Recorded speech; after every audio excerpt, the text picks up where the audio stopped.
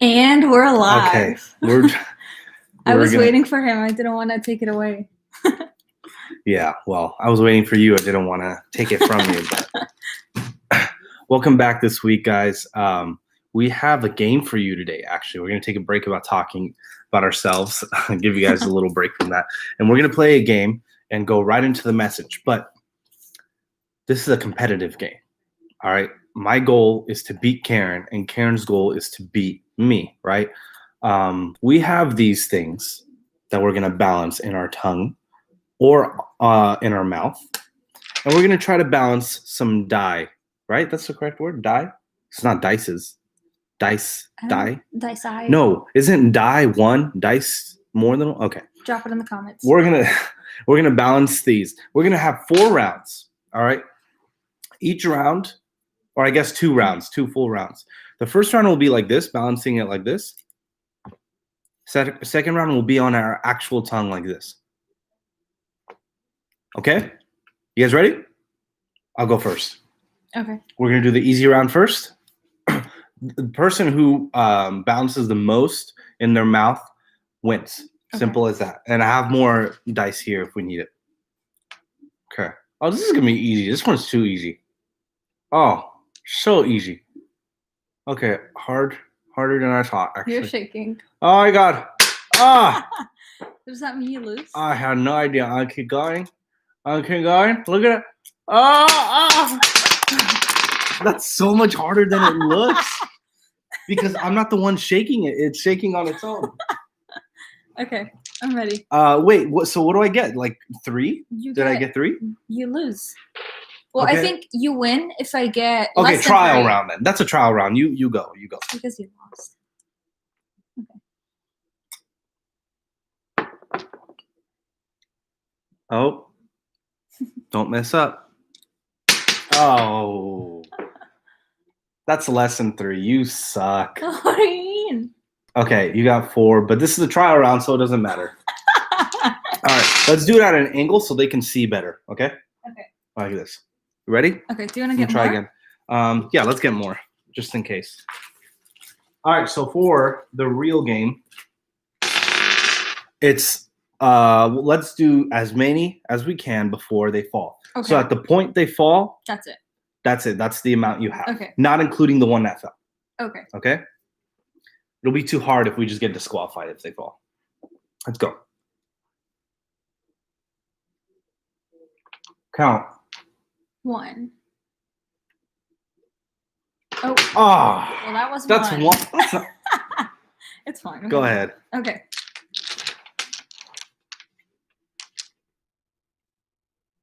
1. You're shaking. I know. 2. Okay, she already beat me, but 3. Oh, 3. Okay.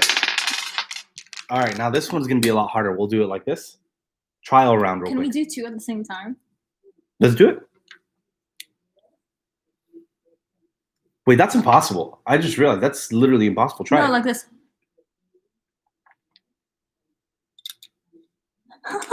Okay, we'll hold it like this with our teeth. Okay. Okay? Oh, this is easy. 1, 2. You should drill it like this. 3.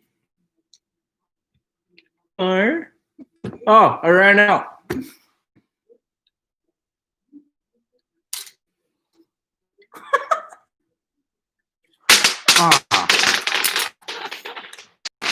Well, I think we can agree that I won this game. I think we can also agree that I didn't really know how to play this game. Mm-hmm. So it's my bad. Well, that's the game, folks. I'm sorry it was not as climactic as I thought it would be, but we hope you enjoyed it. I have a question for you guys, though. Have you ever been afraid to give yourself totally to God? I know we're transitioning straight from game to lesson, but it's applicable, okay? And you'll see why at the end, hopefully. Have you ever been afraid to just completely give your life up to God? because you might lose stuff that's fun. You might lose some of the fun that's in life. You might lose some of the things that you do on a daily basis. Well, you probably have felt like that at some time. And that's because the enemy is working overtime to convince us that he has a way worth living.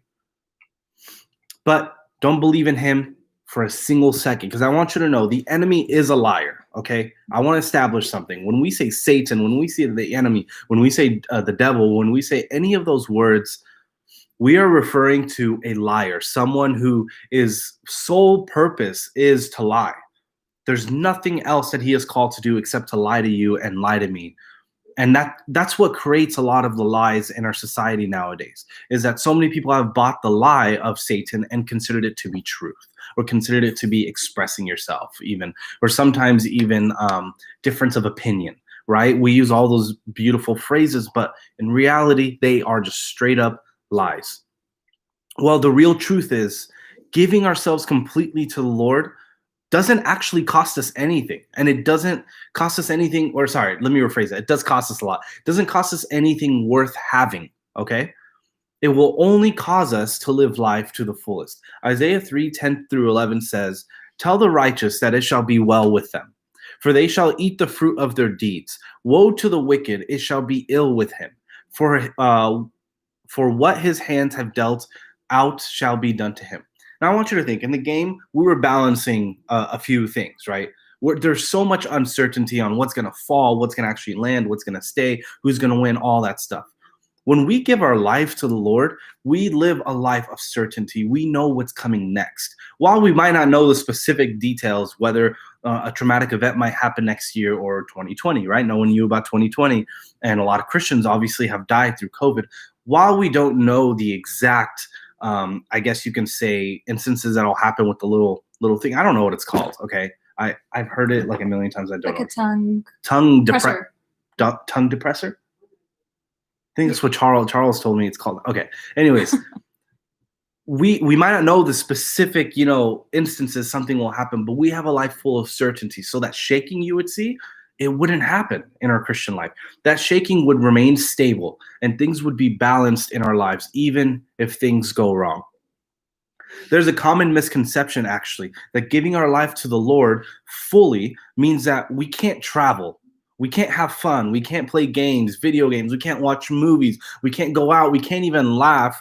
We can't even be spontaneous, and we can't even enjoy ourselves. Right? That's a huge misconception we have as Christians, that if you give your life to the Lord, no more movies, no more this, no more that. That is a lie of the enemy. And you know why it's a good lie? Because it turns us away from giving our life to the Lord.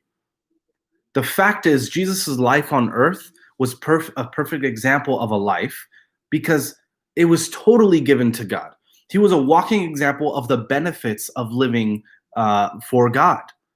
Everywhere he went, Jesus made the deaf hear. He made the blind see. He made the lame walk. He lived a perfect peace and victory. He lived in perfect peace and victory.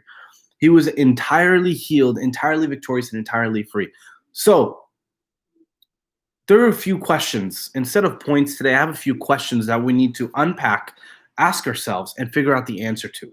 Why is it that we can still, or not why, how is it that we can still have fun and give our lives completely to God? How is it that we can still play games, I guess, or watch movies and still give our lives to God?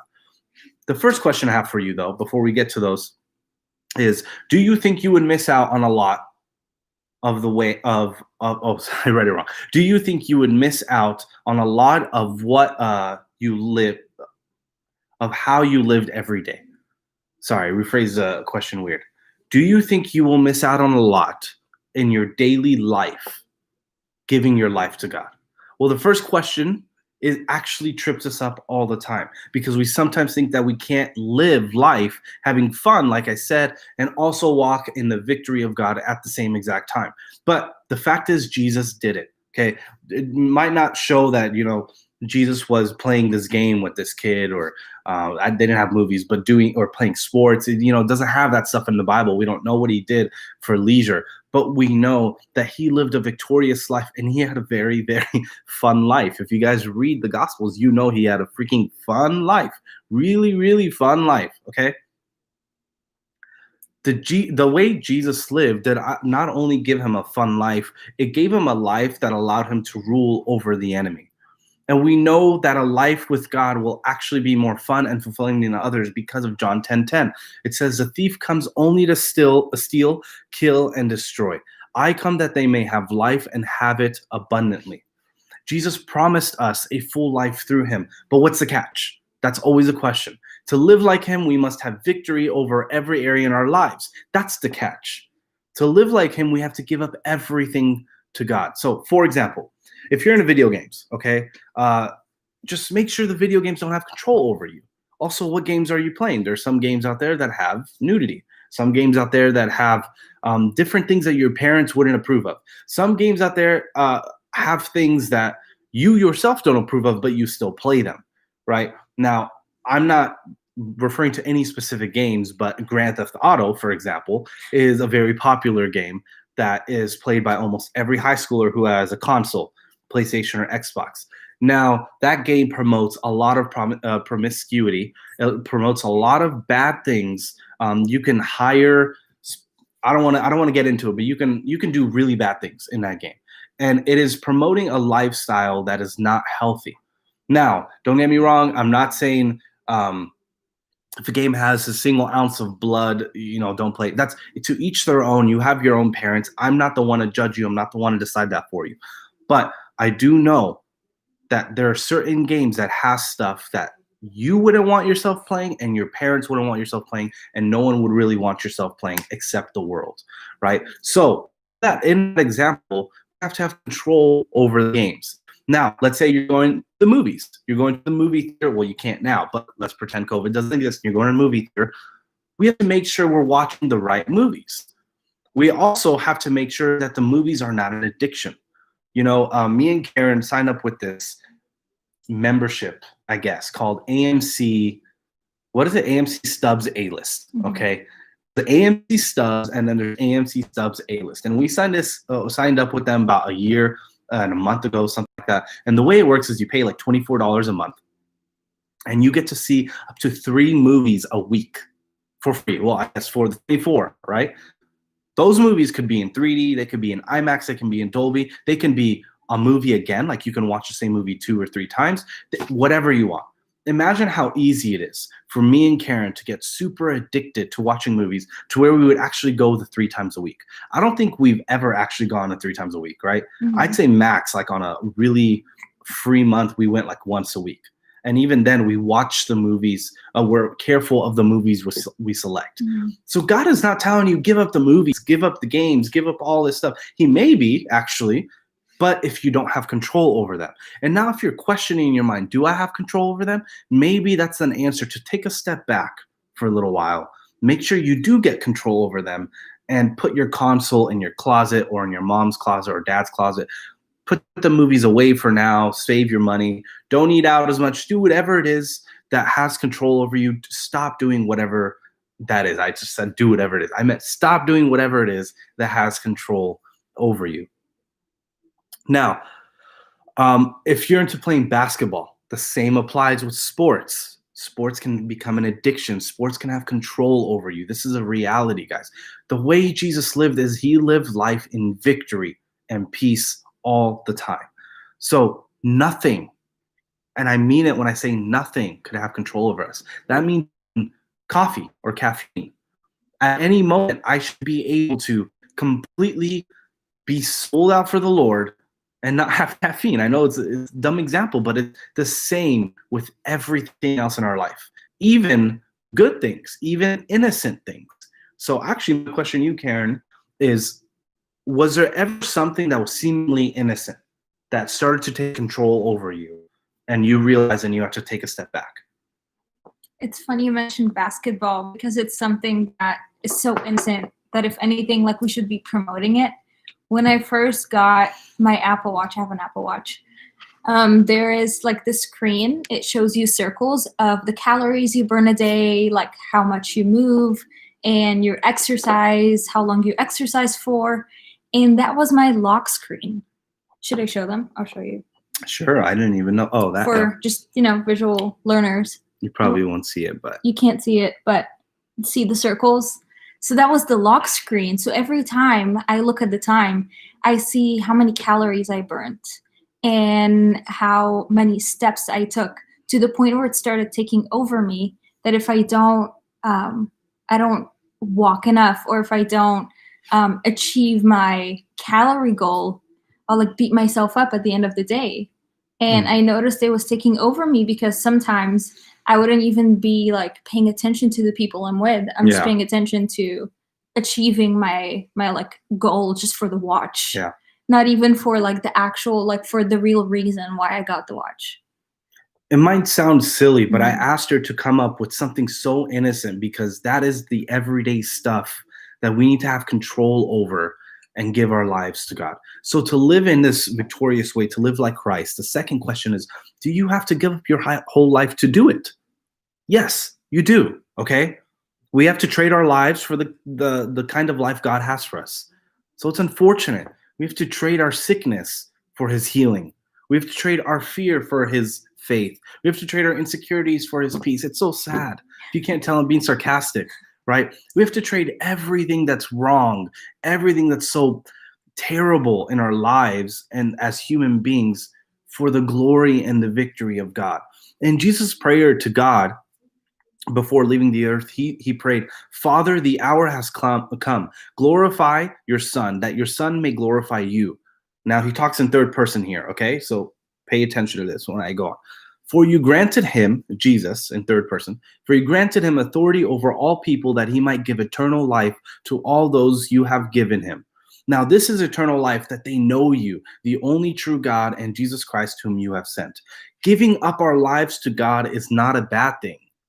We have already established that it does not mean giving up everything that is fun, but rather having control over everything, whether fun or not. And now we're establishing that fully giving up our lives to God means to trade all of our worthless things in this world for the knowledge of God and, according to that verse, the salvation of God.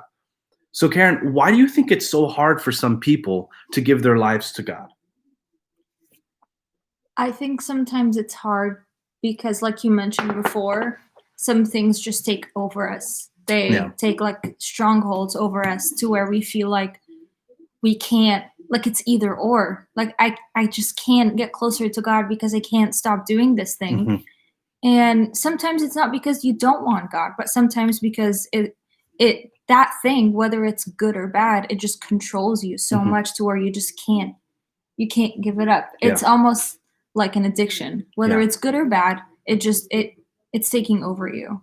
And we should clarify that you are not expected to have control over everything when you go to God. No, you go to God so he could grant you control over everything.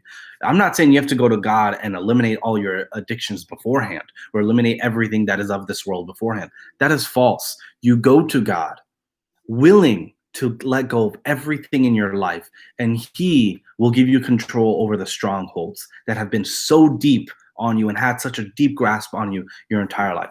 So the third question then is, why wait? Right? That's always the question. Why wait? Well, we sometimes feel like there's always a better opportunity, or a more convenient, right, opportunity for us to fully lose ourselves to God. I can't imagine a more convenient time to give ourselves to God than now, than in the now, not like necessarily now at like, 12:40 or whatever the time is on the Sunday. I'm talking about in the now. There's never going to be a more convenient time to give ourselves to God in the now. And this is true with everything else, right? Think about dieting, right? Everyone's like, oh, I'll start tomorrow. That's me, right? I'm always like that. Think about the gym. Oh, I'll start tomorrow. I'll go tomorrow. Think about water. Oh, I'm gonna start drinking more water tomorrow. Think about anything. It's almost always we're like, oh, we'll just start tomorrow. No, start now. Start now. There's nothing to lose. And that is the point of this entire message. There's nothing to lose. In fact, in high school, I had a friend who came to all of my outreaches, and he was a Muslim friend, probably different than one I mentioned before. And he was notorious for coming to everything Christian related, but he never gave his life up to God. And I always asked him, bro, I don't want to say his name, but I would always say, bro, what are you waiting for? Why are you waiting? Like, give your life up to God now. And he wouldn't. And eventually, his senior year, he got caught in a bad group of people. He got into the streets. I don't know if he did graduate, but he got into the streets afterwards, and he started becoming addicted to drugs because of this group of people. But I don't want to say, oh, if he did this, if he did that. I don't want to be that guy. But what I'm saying is, if it were to happen differently, if the freshman year, sophomore year, junior year chances that he received for him to accept God, if he were to come in that, we would have accepted him in our group. We accept everyone regardless, but we would have had him in our group. Then he would have been able to come to the Christian club and have accountability, and he would have never gone that path. So it is never worth it to wait. You don't know what's going to happen next year. You don't know if a pandemic is going to hit next year and cause millions of youth to go into depression. Sounds a little familiar, right? And now those youth into depression, a lot of them don't even want to think about God or don't want to go towards God. So imagine the people last year that were given the opportunity and waited until this year. This is not more convenient. It'll never be more convenient. So to recap, we absolutely have nothing to lose when we give up our lives to God. There are 3 essential questions that I gave you guys, and they guide us properly to give our lives to Him. So the first one is, do you think you would miss out on a lot if you lived that way, anyway? No, we are still able to have fun and enjoy our time here on earth as human beings, but simply not allow to have anything have control over us, and we have to live victoriously as Jesus did. The second one was, do you have to give up your whole life to do it? Yes. We have to trade our sorrow, our pain, our hurt, our insecurities, and all the unrest for God's peace and love and joy and kindness and grace. And the third question is, why wait? There is never a better time than the now. Keep that in mind. The same is true, I've told you, with dieting, with starting new healthy habits, even with forgiving someone, with helping someone in need, etc. There's never a better time than now. And there will never be a more convenient time than now. So let's not wait. And let's realize there's nothing to lose when we give our lives to God. I'll see you guys next week. Or actually, Charles, I think we'll be having an interview next week. So tune into that. It's going to be such a fun interview to watch. And I'll see you guys the following week. See you guys later. Bye.